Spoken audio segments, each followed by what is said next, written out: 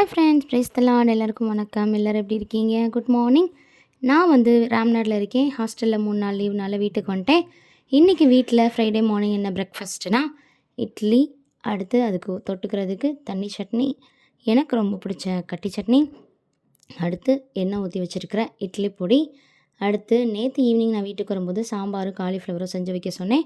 அதில் மீதி இருக்கிற சாம்பார், அடுத்து நேற்று நான் சாப்பிட்ட சாதத்தில் மீதி இருக்குது, அதில் தண்ணி ஊற்றி வச்சுருக்கேன். எனக்கு கஞ்சி ரொம்ப பிடிக்கும்.